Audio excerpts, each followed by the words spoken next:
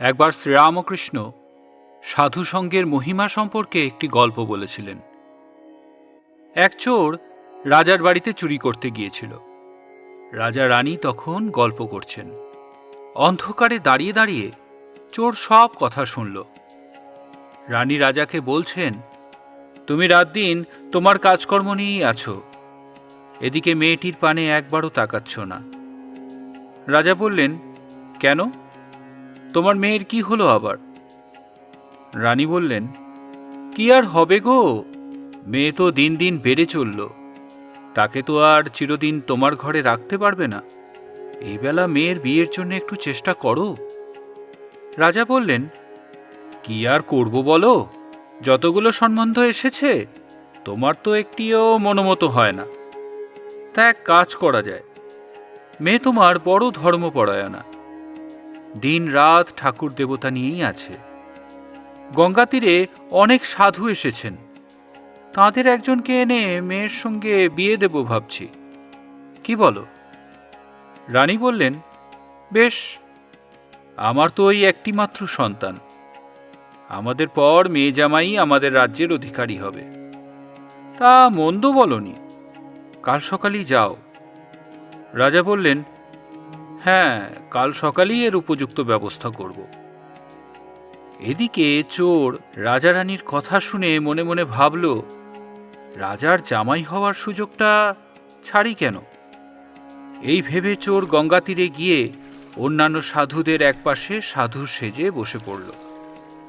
পরদিন সকালে রাজার লোক সাধুদের কাছে গিয়ে উপস্থিত। তারা রাজার ইচ্ছার কথা প্রত্যেক সাধুর কাছে গিয়ে বলতে লাগল, আর রাজার মেয়েকে বিয়ে করতে অনুরোধ করতে লাগল। কিন্তু বিয়ের কথায় সাধুদের কেউ রাজি হলেন না। শেষকালে রাজার লোকেরা সাধু বেশি সেই চোরের কাছে গিয়ে বিয়ের কথা বলল।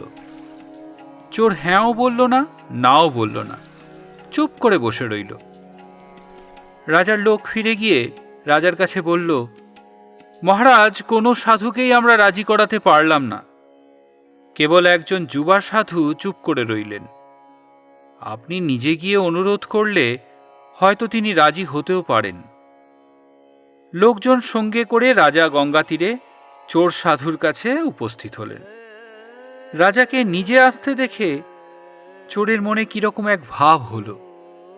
রাজা চোরকে মাটিতে পড়ে প্রণাম করলেন ও তাঁর মেয়েকে গ্রহণ করার জন্য কত করে অনুনয় বিনয় করতে লাগলেন, আর বললেন, বিয়ের সঙ্গে সঙ্গেই রাজকন্যার সাথে অর্ধেক রাজ্য দেবেন এবং রাজার মৃত্যুর পর সমস্ত রাজ্যই তাঁর হবে।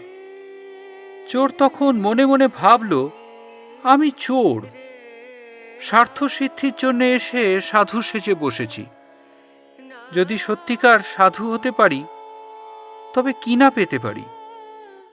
এতেই দেশের রাজা এসে পায়ে লুটোচ্ছে, মেয়ে আর রাজ্য নিয়ে সাধাসাধি করছে। না, আমি আজ থেকে সত্যিকার সাধু হওয়ার চেষ্টা করব। রাজা অনেক অনুনয় করেও তাকে রাজি করাতে পারলেন না।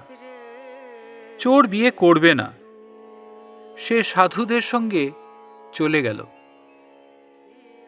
জয় শ্রী রামকৃষ্ণ।